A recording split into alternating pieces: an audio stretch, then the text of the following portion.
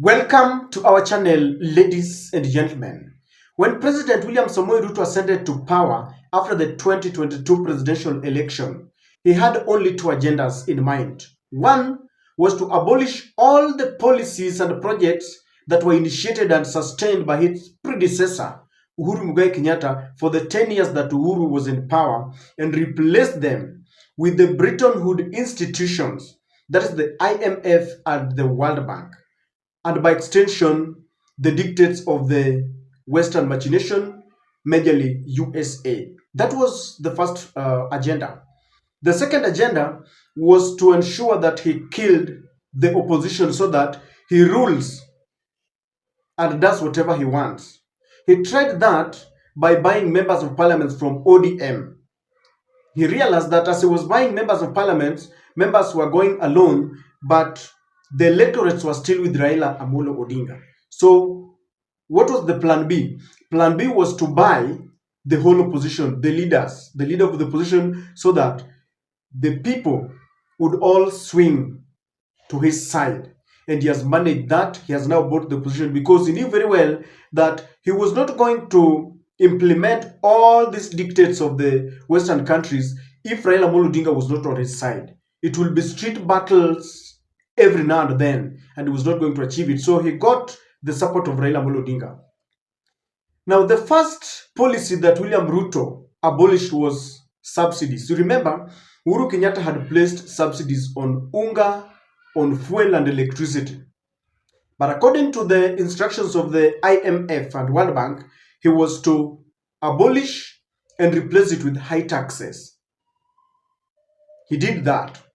There was the question of LGBTQ, something that Uhuru had even told off the former president of the USA, Barack Obama, that we were not going to emulate everything that the USA does.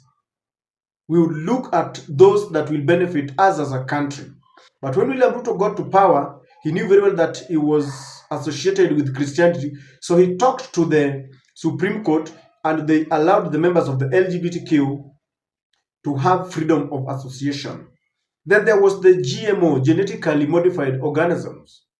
William Ruto immediately lifted the ban on GMO because already they had a plan with Bill Gates to ensure that they control our food industry and animal feed industry. You know what is happening in the country. Those were the dictates and instructions from the US. Then there was sales of our parastatals. You know what is happening. Then he did away with the old university funding model and replaced with his, something that has become a fiasco. It is already in court. Then there was the introduction of the Social Health Insurance Fund that was a paradigm shift from the National Hospital Insurance Fund. That has also become a fiasco. It is really a problem in the country. There was the Kazi kwa Vijana that he replaced with the housing, the affordable housing project. And William Ruto opined that the affordable housing project was going to create employment for the youths. And so he tried everything to ensure that it was his way and he abolished all of them. Now, some of this, because you remember housing levy, you remember the taxes in the Finance Bill 2023 and Finance Bill 2024, some of them led to street protests and people were killed, tortured, butchered, abducted. All of them ended up in court because they were being challenged. There were changes that were not in tandem with the people of Kenya. They didn't resonate well even with the promises that William Ruto gave during his campaigns. But one funny thing about all these projects is that when they ended up in court, William Ruto got his way. After sustained, court battle from the High Court to the Court of Appeal to Supreme Court sometimes, William Ruto, the courts ruled to give him his way. If you look at something like GMO went in circles and William Ruto won. If you look at the SHIF, William Ruto won. The housing levy, William Ruto won. The Finance Bill 2023 is the latest when the Supreme Court overruled or overturned the verdict of the Court of Appeal.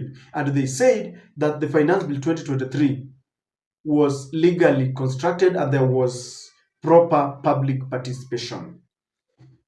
If you look at what is happening again, is that Kenya is witnessing a new wave of state capture, where the other two arms of the government are being dictated by the executive arm of the government.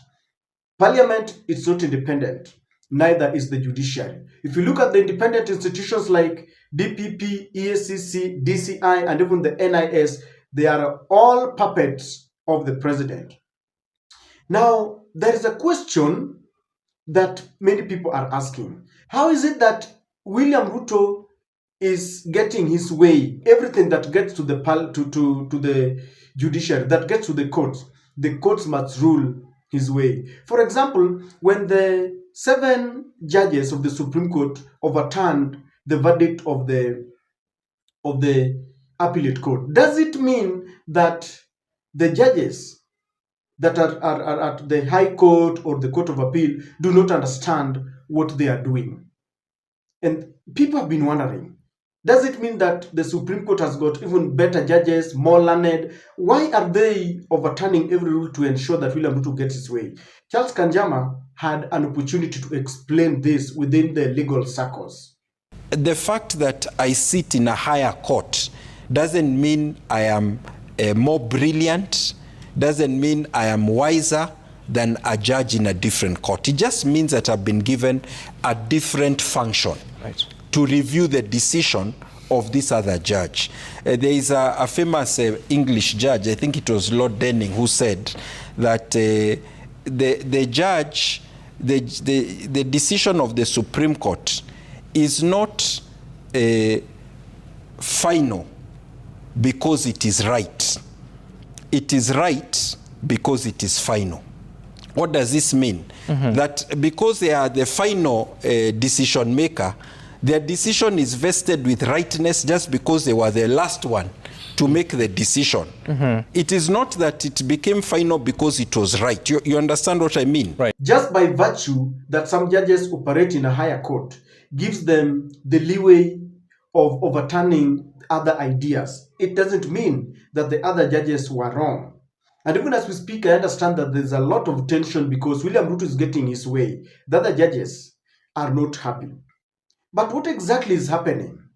The former Chief Justice David Maraga warned long time ago that there was an attempt, a deliberate attempt by the executive arm of the government and politicians to dictate judges on what they do. And Maraga said one thing, that the powers that the executive arm of the government enjoys are given to them by wananchi. And the same wananchi, under the new constitution, give the judiciary arm of the government and even parliament their authority to be autonomous and to exercise their independence. But they don't want. They always try to get along with the executive arm of the government. But Maraga was a very, very straightforward judge. He decided that he was not going to allow the executive arm of the government to dictate, and he told them off, and he warned the judges. Listen to David Maraga. The judiciary has not and will never seek to direct the other arms of government about how to perform their functions. In the same vein, we will not allow anybody to dictate to us how to discharge our mandate as given by the people of Kenya under the Constitution. All sovereign power belongs to the people.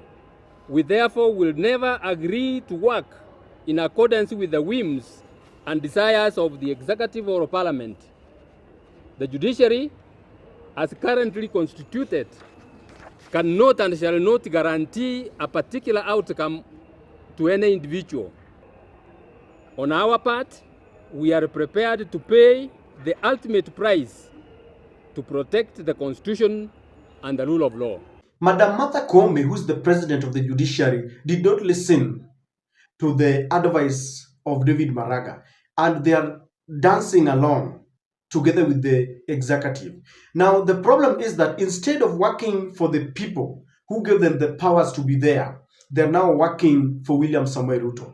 And you know, this is very dangerous because now Kenya is witnessing a state capture. We are also seeing the judges being intimidated.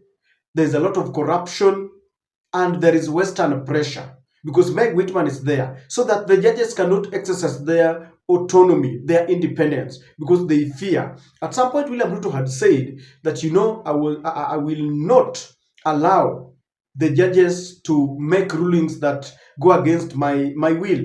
For example, when people took this shift from NHIF to SHIF, when people went to court to challenge the housing levy, he warned, he threatened, and even said he was not going to obey court orders. He said he was given a sword to ensure that he deals with those people who are not, who are not reading from the same page as him.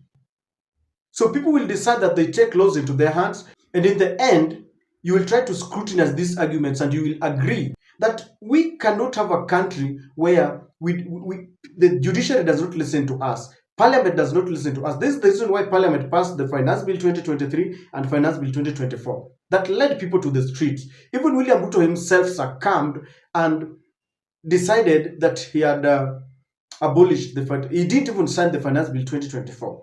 We are aware that members of parliament like Wamaua from Mount Kenya said that the document was so voluminous that when she voted, she did not know what she was voting for. She was only voting because the government has said, you vote. So our parliament works for the executive.